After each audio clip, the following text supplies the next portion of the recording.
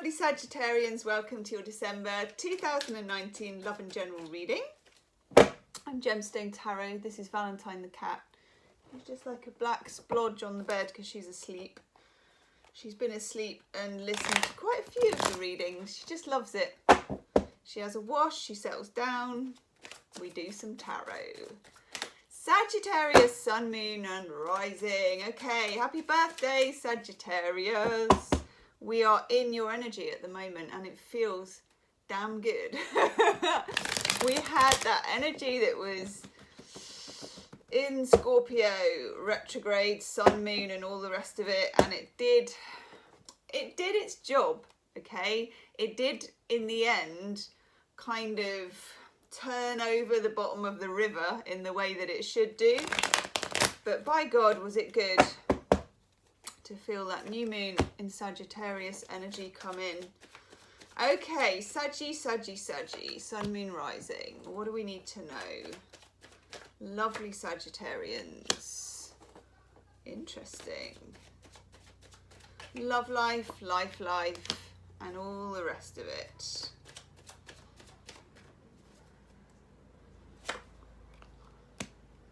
That's ominous. We got helicopter going over the house. Oof. Okay, interesting. Some karmic stuff. What's that all about? Oh, wow. Saggy, what have you been up to? You're my happy-go-lucky sign. Ooh, thank God for that. That's nice. Right. Things are on the move for you, Saggy, but they're complicated. Yeah. 7 of Swords in reverse. I can feel that. I don't normally expect to be saying this sort of thing to Sagittarians because you're ruled by Jupiter and there's a simplicity about Sagittarians that I really like. And you're mutable like we are, like Pisces are mutable, but you've got that vast, what do they call that? What's that word? I'm trying to think of the word for broad thinking. It will come to me. Lateral. You're very lateral. Ooh, okay. Something about December is going to see you exercising a little bit of patience. Knight of Pentacles. Now, this is the guy you don't want to be sat next to in the pub. You know, the one that you work with, you're on a work deal or something like that. And you get wedged in between, right in a corner with them, and they start telling you about their stamp collection or, you know, whatever it is. And you're thinking, oh, you're scanning the room desperately for anyone that can hoik you out of it. But that's the person you might want to rely on if you had a project, because they're not going anywhere. They're super reliable, okay? Knight of Pentacles is an energy you might not feel completely at home with. It's the gradual building blocks of a situation, Sag. So, look, you also have the Page of Wands in reverse. Don't rush into any decisions in December. When the Page of Wands is around, it's like a young, fiery energy. It's the energy of wanting to... It's that teenage energy of feeling invincible and wanting things to happen now. It can be accompanied with quite a passionate force, okay? So you may feel it. It's like you feel it. You're like, yeah, you know, I'm going to do this. Or, yeah, I'll do that. Someone asks you to do something. Just think twice. Because there's a bit more going on than meets the eye. Like I say, your normal sense of simplicity could trip you up. 2 of Swords in reverse. Now, the 2 of Swords is where things have been at a bit of an impasse. You haven't been able to make progress. You've got a blindfold on. You couldn't see what was going on, so you can't see whether you go for this sword or that sword. And in the end, those 2 swords cross over the front like this, and the person is a bit immobilized. New moon energy, okay? Probably about the 26th of November when we had the new moon in Sagittarius, the blindfold, like that. The swords are kind of opened out and suddenly you get the momentum of wanting to move forward, okay? Wanting to move forward like the Page of Wands. Other people may contribute to that. Offers might come in some way. Impulses might come up. Just cool your jets, okay? I would not say that to Sagittarians unless I really felt it. Cool your jets, take it steady, because what's playing out here in the 3D world, there is an under thing to it. what am I going to call this? Let's say, someone described this a bit like the washing machine, you know, when there's like a line. It's what's below, what lies beneath, okay? What lies beneath? Because there is some difficult karma underneath. Seven of Swords in reverse, it's a slight sneakiness. It's a slight, what the Greeks called sophistry, okay? The sophists were a group of people who used to go around arguing. You could hire them, I suppose today we might call them lawyers. I don't mean that. But these are people that would argue the opposite end of a point.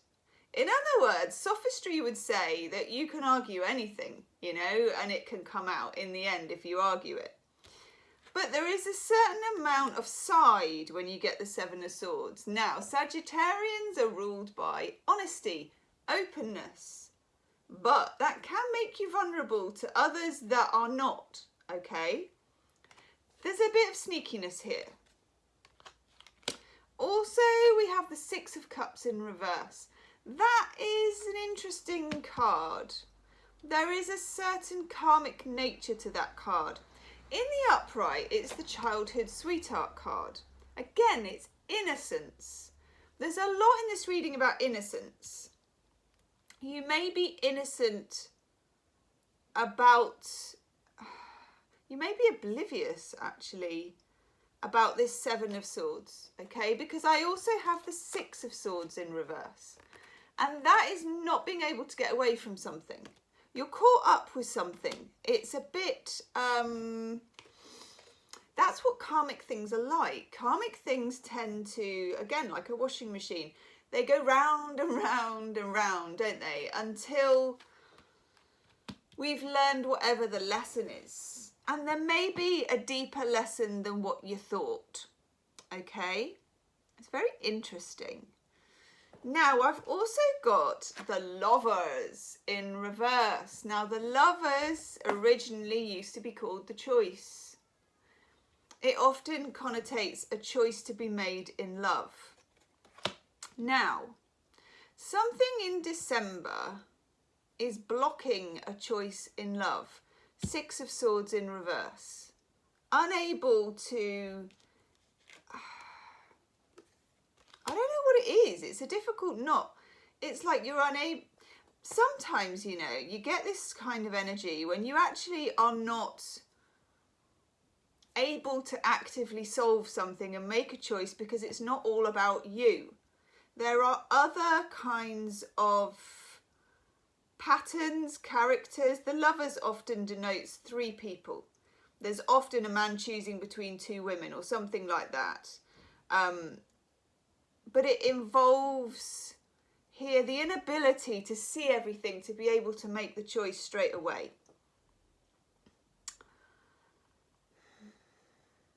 Because some of what I can only describe as shenanigans, okay, when you get the Six of Swords and the Seven of Swords and the Two of Swords, rest assured there are some shenanigans. Some of those are just not apparent to you yet, and it may be because the people who are involved haven't played out the dramas yet. In other words, it may not be your drama. You may not be able to control this part. But don't rush forward with your Page of Wands or make any snap decisions. And I would be in the case of being an observer rather than a doer, okay? Five of Wands. Look how many people are putting their oar in. This is, it's like not being able to see the wood for the trees. It's kind of entanglement and infighting. And sometimes, Saggy, that can be in your own head where you're kind of wanting to see the wood for the trees and you're tangled and trapped in some kind of a web. It implies a web. It's my web mime. A web, okay? Nine of Wands. Again, a card I wouldn't associate with you, but actually it is. I'm going to look in my smelly book. 1 minute. Ugh.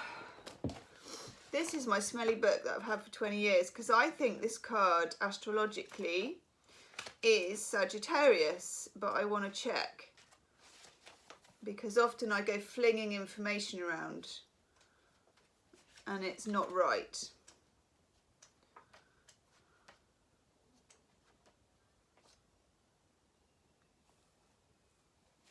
Yes! Okay. Nine of Wands. The astrology for the Nine of Wands is both the sun and the moon in Sagittarius, an internal strength, strength in communication, insight, intuition and vision, the balanced masculine and feminine, spiritual strength uniting within, an increase in intuition, insight and spiritual vision, and the increased ability to communicate to others, this new spiritual awareness. I like it. It's masculine and feminine coming together, but don't blab the farm too soon is what I'm trying to say, Saggy. Don't blurt, okay? Hang back until the masculine and feminine aspects of something, and often the feminine represents mystery and the masculine represents clarity. Both of those beauteous aspects are whole in your mind, okay? Come to an entire understanding. And until then, keep your counsel. Okay, two rather gorgeous cards here. The High Priestess. This is a lovely energy. That is also the energy of accumulating intuition. She's got this backdrop, which I like to call a cupboard full of pomegranates. Pomegranates being the fruit that Persephone ate down in Hades that gave her all that bother. But the reason it gave her all that bother is because she gained knowledge of the underworld. Pomegranates have this whole kind of feminine underworld knowledge thing where they're all full of seeds and whatnot and mysteries. Got that new moon? Probably some of this was activated Sagittarius New Moon. The High Priestess is not a blurter. You know, when we were at the Oracle in Delphi, she speaks in tongues and she did like kind of weird vapors. She's not, you know, she's not going on Twitter. That's for sure. The very opposite. This is about sitting with your knowledge in December. Now, it may be that you start acting on it when we move from Sagittarius into Capricorn on the 26th of December, where we have a new moon eclipse. Things become, actually. That's a time when I'd be more inclined to move ahead. And then along with the High Priestess, this star, oh, I love this card. Aquarius energy, so of course this could be moving into the time of Aquarius before you act, which follows Capricorn, roughly, God, my dates are always awful, January the 21st-ish to about February the 20th is Aquarius, something like that. Okay, Chuck Spezzano love cards for my gorgeous Saggies. Let's see if I can, don't know if they'll do it actually. Let's do a big girl shuffle. Yes, they will. I don't big girl shuffle these very often actually. But, oof, that was good. Oh, I want that one. Oh, Saggy, look. I dived in the pack there because I exclusively wanted one. And you got the luck card. And that's finding this heart where you least expect it. Stumbling upon love. Get on. There will be an extended reading for this, Saggy, and the link will be in the description box. And I will be looking into that. Six of Cups, the Lovers, the Star. And I'm also going to have a dig at the Seven of Swords because I want to know. Yes, please. Irresistibility. That's nice. That's like being a magnet. You're a magnet. Oh my God. Get on. And it looks like you're going to get some. Look at that. You get the luck card of sensuality. That's nice. especially when it's sensuality, because it's kind of like a nice combination of the two. You get lovely love cards.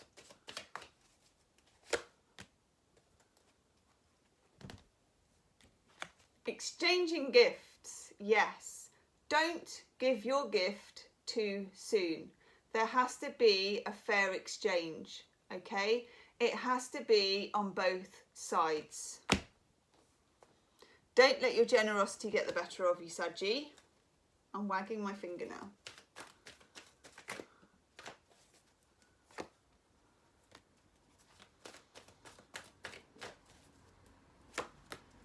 Nice. Hey up! That tried to come out in the shuffle. God, I love it. Children. Now this is about innocence, the Six of Cups. Innocence for you is a double-edged sword, okay? It's your asset because it gives you optimism and it gives you a certain simplistic clarity on life that's very attractive. But you got the Six and the Seven of Swords knocking around this reading, so I can't say put your innocence on hold. Just do that. Keep your counsel until the time is right and the gifts are exchanged. Signs. Look out for signs from the universe. Remember, you get that luck card of stumbling upon love. And you are the only sign this month, and probably last month, I think, to get the soulmate card, Sagittarius. It's nice, okay? I like the energy, and the star is very much indicative of a big hope in that direction. But don't jump in with both feet.